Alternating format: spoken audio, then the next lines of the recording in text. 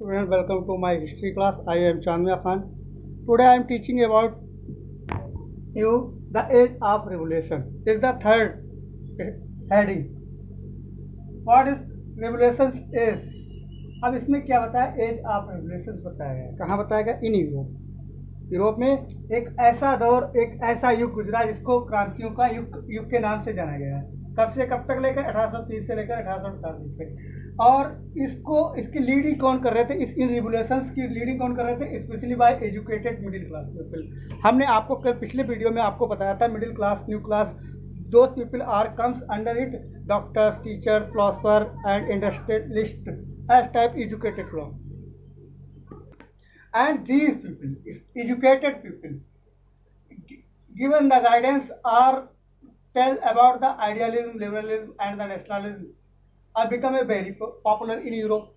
अब क्या होता है कि एजुकेटेड पीपल जो होते हैं अपने तर्क देते हैं और लोगों को मोटिवेट करते हैं और उन पर बड़ा इंप्रेशन डालते हैं पोइटिक तरीके से, हर तरीके से जो भी जितना होता है.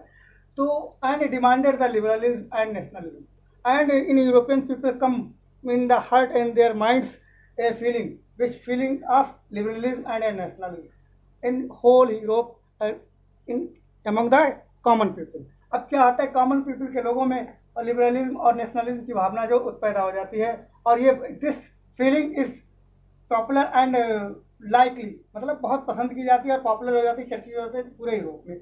और ऐसा होता है क्यों है भाई? आखिर वजह क्या रही है? That is the reason a period of hunger. People had to die and their condition in Europe of common people very miserable. उनकी कंडीशन कैसी थी? very miserable. They are belonging a social in poverty. मतलब जो अब क्या होता है, उनकी स्थिति जितनी बहुत दयनीय हो जाती है और बहुत अब ये भूखे के मरने की कगार पे जाते हैं. They had to face many kinds of hardships. And किसको?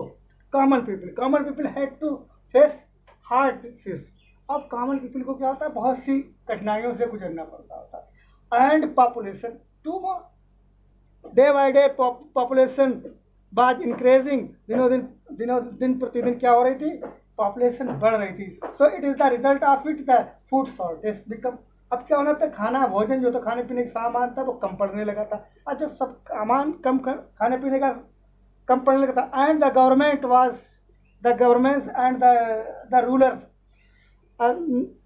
Failure to fulfil their requirements. अब क्या होता है? जो रूलर्स जो होते हैं उस समय यूरोप में जो भी होते हैं, मोनार्च किंग होता है, उनकी सारी रिक्वायरमेंट को फुलफिल करने में क्या हो जाते हैं? असफल हो जाते हैं, कामयाब नहीं होते.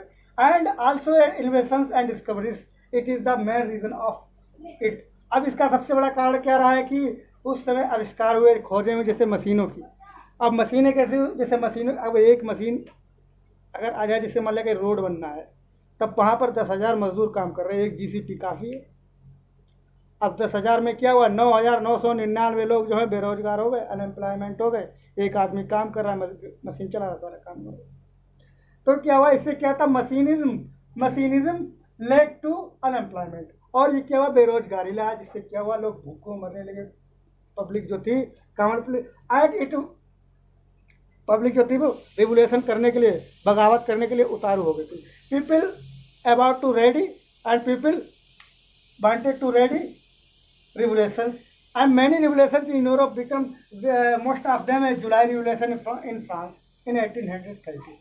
सबसे पहला जुलाई में रिवोल्यूशन हुआ था 1830 में. कहाँ? फ्रांस में हुआ था. फिर दूसरा रिवोल्यूशन था Brussels, Belgium, in the capital of Belgium. Where is Brussels? Brussels is a capital of Belgium. ये बेल्जियम की कैपिटल है, राजधानी कौन सी? ये ब्रुसेल्स. वहाँ भी रिवोल्यूशन हुआ. ग्रीक वार ऑफ इंडिपेंडेंस, और ग्रीक में भी मतलब काफ़ी मोनार्ची सिस्टम था, वहाँ भी पर बहुत परेशान किए जा रहे थे लोग. तब उनको ग्रीक पीपल वो भी उन्होंने भी क्या की थी? अपनी रिवोल्यूशन की थी फॉर इंडिपेंडेंस के लिए. Making of Germany. अब यूनिफिकेशन ऑफ जर्मनी का ओल्ड नेम प्रूसिया था. ये प्रूसिया से चेंज होकर जर्मनी बनता है. हम आगे बताते कैसे बनता है. Making of UK. अब UK United Kingdom, you know that is called also Britain England. ये ब्रिटेन इंग्लैंड और यूके और United Kingdom and Great Britain कब बने, कैसे बने, इनको ग्रेट ब्रिटेन कब कहा गया है, यूके कब कहा गया है, यूनाइटेड स्टेट्स, ये हम आपको आगे बताते हैं। फिर क्या होता है रोमांटिसिज्म। अब रोमांटिसिज्म की भी एक अपनी इनकी अलग थॉट था, इनका अलग एक प्रिंसिपल था, इनका अलग विचार था, इनका सिद्धांत था, इनके भी रेवोल्यूशन था। Nationalism tension. अब नेशनलिज्म टेंशन कहाँ फैल गई थी? In Balkan state. Balkan state under the control of Ottoman empire.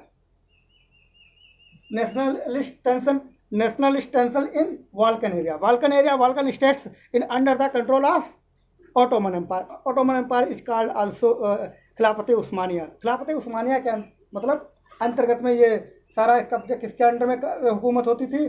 खिलाफत उस्मानिया के होती थी। इसको मतलब हजरत उस्मान अलैहिस्सलाम, हजरत उस्मान जो एक टर्की के बादशाह हुए थे, जो इर्तुगरुल गाजी, आप तो सीरियल देख रहे होंगे सब, यहीं पर का जो बाल्कन एरिया का ही सब कुछ दिखाते हैं, कैसा क्या स्टेट बनते हैं, कैसे क्या उनको जोड़ कर और बाद में ये कमज़ोर, ये इसकी हिस्ट्री बैकग्राउंड यहीं का दिखाते हैं।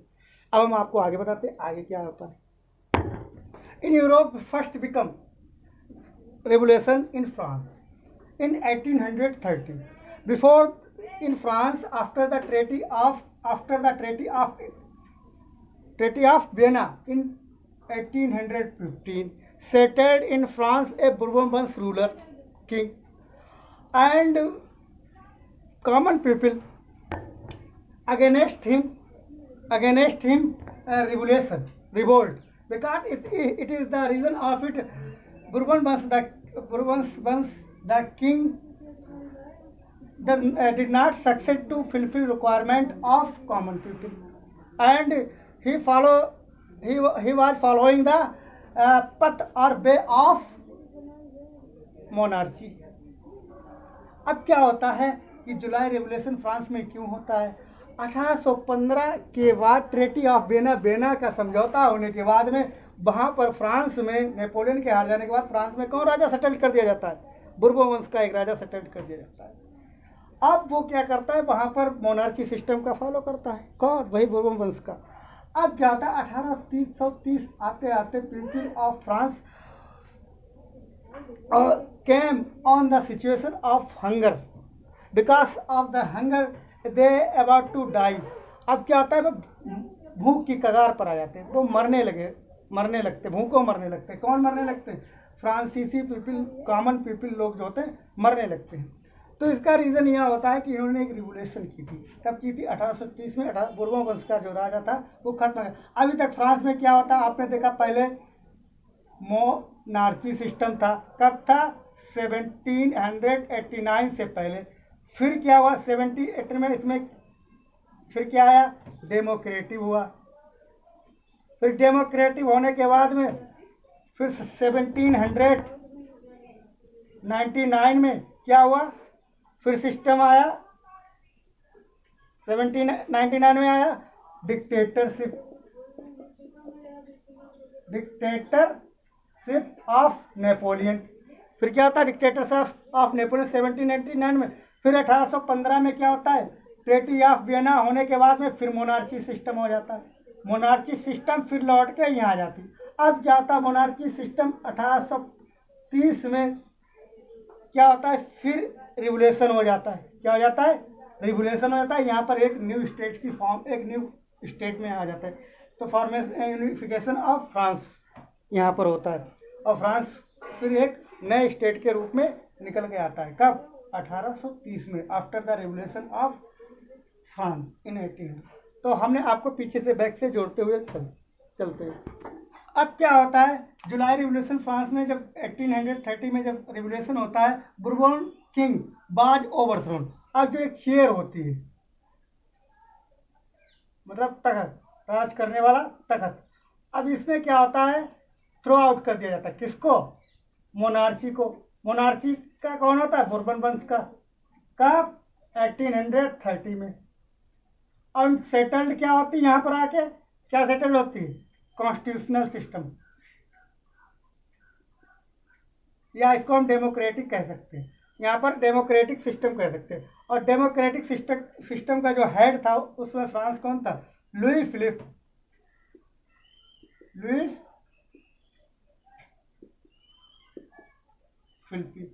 इस तख्त पर, इस तख्ते ताउस पर या इस सिंहासन पर आसीन हो जाता है। तो हटा किसको दिया जाता है? बुरबन वंश का जो राजा होता है उसको हटा दिया जाता है, क्योंकि वो मोनार्ची का फॉलो कर रहा था।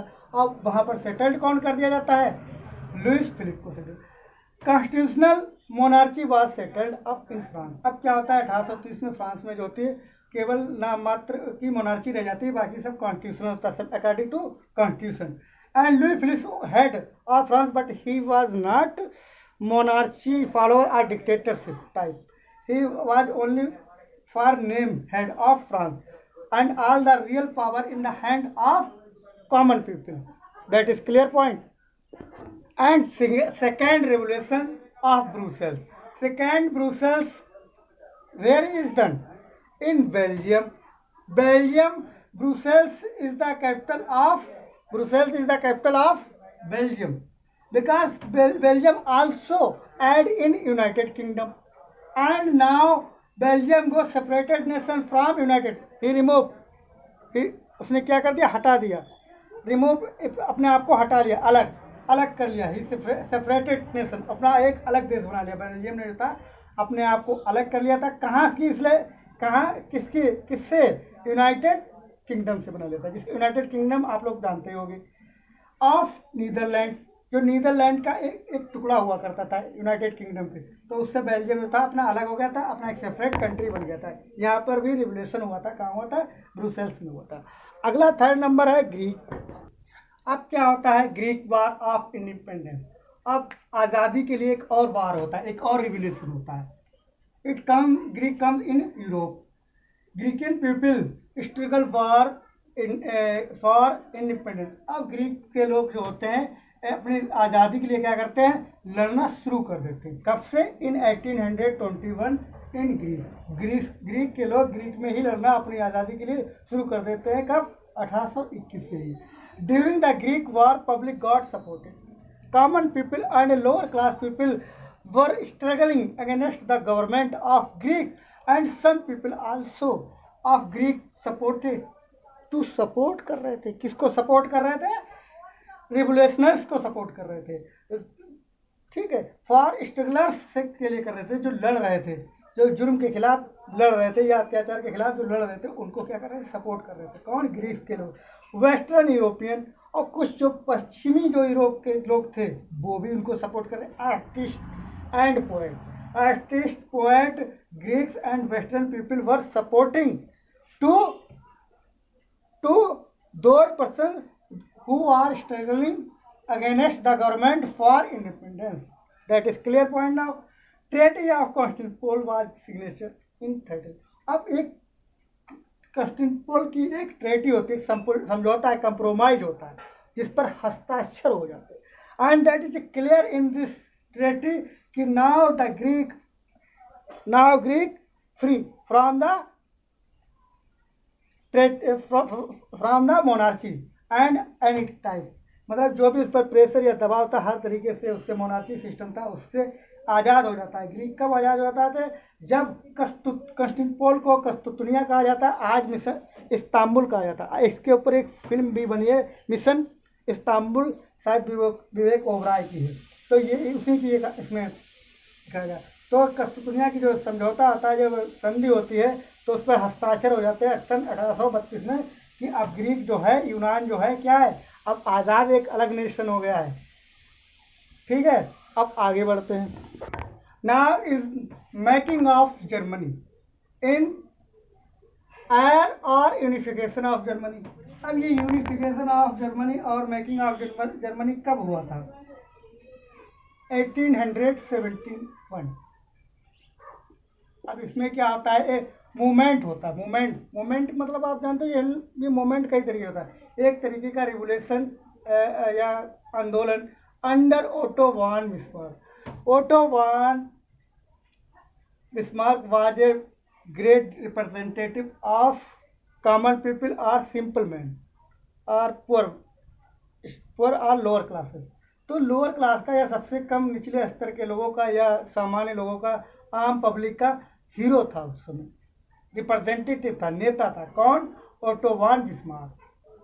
he got popularity during the revolution time तो उसको बहुत ही पॉपुलैरिटी मिली थी फॉर दिस मूवमेंट के लिए। और 7 years war was going on।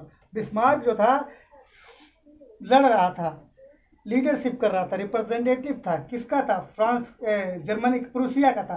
Prussia है क्या कहा गया जाके? जर्मनी का नाम दिया गया था जब आज़ाद होने के बाद। और बिस्मार्क ने लड़ाई किसके साथ जारी रखी अपनी? ऑस्ट्रिया के साथ, डेनमार्क के साथ, with war Austria, Denmark and France. So continue going on this war up to 7 years। 7 साल तक this war is going on, 7 साल तक लगातार चलता रहा। अब लड़ाई हो जा मतलब आज़ाद होने के बाद, सेपरेट नेशन बनने के बाद जर्मनी में जो था, in 1871 Kaiser William first was settled as a German emperor. अब कैसर विलियम जो फर्स्ट जो था वहाँ जर्मन एम्परर सेटल हो जाता, लेकिन मोनार्ची नहीं, केवल पब्लिक, एक तरीके का रिप्रेजेंटेटिव था पब्लिक का। Process of national building started. अब क्या होता है? प्रोसेस ऑफ नेशनल बिल्डिंग, अब राष्ट्र का निर्माण होना शुरू हो जाता है। ये भी अब अलग से एक अपना नया राष्ट्र, एक न्यू नेशन की फॉर्म में आ जाता है। प्रूसिया किस नाम से आ जाता है? प्रूसिया किस नाम में आ जाता है? अब जर्मनी नाम है। और सबसे बड़ा कंट्रीब्यूशन किसका रहा है? प्रूसिया से जर्मनी बनाने में और इसको फ्रीड करने में, आज़ाद करने में ओटो वॉन बिस्मार्क का सबसे बड़ा हाथ था। Thank you. अब हम आगे आपको बच्चों बताते हैं। Now we are discussing making और यूनिफिकेशन ऑफ इटली। अब क्या होता है? इटली का निर्माण होता है, इटली का बनना चालू होता है। कब होता है? 1861 में। तो उसमें कुछ रिवोल्यूशनर्स होते हैं, उन रिवोल्यूशनर्स में इनको some revolutionaries in one of them a greatest revolution was his name Giuseppe Mazzini. Giuseppe Mazzini was a great revolutionary and he delivered his great contribution to free Italy and to in the unification of Italy was a great contribution of JCP Mazzini. He established a young Europe and a young Italy, these two groups separately। उसने दो group बनाए थे, दो समूह बनाए थे, मतलब Italy को आज़ाद कराने के लिए अपने दो दल बनाए थे। उन दो दलों को बड़ा चुपचाप तरीके से बनाया था, सेक्रेटरी की तरह, ताकि कोई जान न जाए। ये अंदर एक का नाम था यंग यूरोप और दूसरे का नाम था young Italy. And he was also called the soul of Italy. और उसको इटली की आत्मा भी कहा गया। किसको? जेसमी मैजिनी को कहा गया। अब दूसरे नंबर पे कौन आते हैं बताते हैं। एंड सेकेंड पोजीशन बिल पर कौन आता है? Count Camillo de Cavour. He led to the movement. His contribution was also in the unification of Italy. He was settled as a PM. D. Cavour was also a great revolutionary and for good Italy. His deeds novel were for Italy in the unification of Italy. अब हम कह सकते हैं कि Cavour जो था ये भी इसके भी बड़े महान कार्य थे इटली को एक करने में, इटली का निर्माण कराने में। और उसको बाद में वो क्या हो जाता है? सेटल्ड हो जाता है एज ए पीएम। उसके बाद थर्ड नंबर पर आता है Victor Emmanuel second. He become the king of Italy in 1861 and now the Italy comes in a new form, a free democratic country और नेशन। अब क्या होता है? इटली जो होता है एक न्यू फॉर्म में आता है, किसके में? एक democratic. And here also in this nation also abolishment और एंडेड द मोनार्ची सिस्टम। इसमें भी मोनार्ची सिस्टम खत्म हो गया था, इसका भी विरोध हुआ और हटा दिया गया था यहाँ के राजा को। बाद में कौन हुआ? तो इटली का भी एक आज़ाद नेशन बन गया था। और उसका बाद में जब विक्टर एमेनुअल सेकेंड जो होते हैं वहाँ के राजा बनते। कब बनते हैं? 1861। Italy was also a nation free from the all kinds of monarchy system और डिक्टेटरशिप। अब क्या होता है? Unification of Britain. In Britain people, 3 type people are were in touching. उसके टच में 3 टाइप के लोग थे। British empire was consist of English people also were living there, Scottish people also were living, Irish people also were living. These 3 were communities in British empire. अब British empire में ये 3 communities थी, English, Scottish and Irish. अब क्या होता है? Industrial revolution. Industrial revolution क्या होता है बच्चों? इंडस्ट्रियल मतलब होता है कि औद्योगिक, बड़े बड़े कारखाने जब भाई मॉडर्न है इसको कहा जा रहा है। इन्वेंशंस हो रही थी, डिस्कवरीज हो रही, scientist continue were discovering new new machines and these machines for human, ये ह्यूमन के लिए बना रही थी। In place of 100 human one machine के वर्क इज डूइंग वर्क। आज भी एक मशीन जो 100 आदमियों से ज़्यादा काम कर रही है, जहाँ पर 100 आदमी। तो इससे क्या हुआ था, इंडस्ट्रियल रिवोल्यूशन आ गया था, बड़े बड़े कारखाने। तब इससे क्या होगा, तो जब ज़्यादा काम होगा तो ज़्यादा माल तैयार होगा। जब ज़्यादा माल तैयार होगा, ब्रॉड इकोनॉमिक मतलब आर्थिक कंडीशन जो होती, वेल्थ पावर जो होती, मनी प्रॉब्लम दूर हो जाएगी। तो क्या हो गया, इससे प्रॉस्पेरिटी फैल जाएगी, रिचनेस आ जाएगी। तो क्या था, इंग्लैंड में पैसे की होड़ सी लगी थी, पैसा ही पैसा आ रहा था। इसकी वजह से इंडस्ट्रियल रिवोल्यूशन। लोग कहते नहीं कि नौकरी नहीं करेंगे, बिजनेस करेंगे। मतलब इंडस्ट्री, बड़े बड़े इंडस्ट्रियलिस्ट जो होते हैं आज भी हम मतलब जो बहुत पैसे वाले होते हैं। तो इसीलिए तरीके से एक्ट ऑफ यूनियन जो बना था, एक करने का, लोगों को एक करने का एक एक्ट बना था 1707 में। मर्ज मिला लिया गया था England and Scotland. England plus Scotland, तब मिलकर क्या बना, United kingdom. England plus Scotland equal United kingdom. United kingdom कब कहा जाता है, यूके कब कहा गया है, आपको पता है? यूके जब कहा गया, जब आयरलैंड को और इंग्लैंड को मिलाकर बनाया गया है, तब इसको यूनाइटेड किंगडम का नाम दिया गया। लेकिन बाद में क्या होता है, उसमें एक और कंट्री जुड़ जाता है। And also a later added another country, name of that country was Ireland. Ireland was also merge added to form a great Britain. जब इंग्लैंड और स्कॉटलैंड जुड़ता है तो यूनाइटेड किंगडम बन जाता है। अब यूनाइटेड किंगडम प्लस आयरलैंड, ये ट्रिपल कंट्रियां बन जाती हैं। अब ये 3 कंट्रियां जुड़ने के बाद में इसका नाम दिया गया है ग्रेट ब्रिटेन। अब ग्रेट ब्रिटेन बन जाने के बाद ये क्या होता है, unification of Britain. Now we are discussing about in the revolution also a romanticism. Romanticism क्या होता है, according to romanticism a cultural movement that a rejected. एक कल्चरल मूवमेंट होता है जिससे क्या होता है, वो रिजेक्ट कर देता है किसको, nationalism. Why science and reasons, कुछ रीजन्स होते हैं, science and reasons. Why science and reasons it introduce. अब नेशनलिज्म है क्या, अब ये नेशनलिज्म को ये अपने तरीके से इंट्रोड्यूस कराते, कौन, रोमांटिसिज्म के लोग। ये रोमांटिसिज्म लोग जो होते हैं, ये किसके द्वारा, आर्ट के द्वारा, साइंस एंड लव, मतलब art and science and love के द्वारा नेशनलिज्म की ये फीलिंग्स फैलाते। कहते अगर किसी को नेशन बनाना है तो प्यार मोहब्बत और साइंस से और आर्ट से उसको बनाया जा सकता है, ना कि इस तरीके से लड़ झगड़ करें। ठीक है, अब हमारा यहीं पर चैप्टर आज क्लोज होता है। आपको मिलेंगे कल अगले वीडियो में। और आपको अगर हमारा ये video, if you like and on seeing and if you think that I get the knowledge about the nationalism, please like and share and comment and subscribe my channel। और अगर आप हमारा लाइक करेंगे, कमेंट करेंगे, subscribe करेंगे, हम बहुत ही मेहनत से आपके लिए वीडियो बनाए। It is a motivation. What is liking and subscribing system to give us motivation. हमको एक मोटिवेशन देता है to do best for the next, और हमको कुछ अच्छा करने का मौका मिलता है कुछ आगे आने वाले में।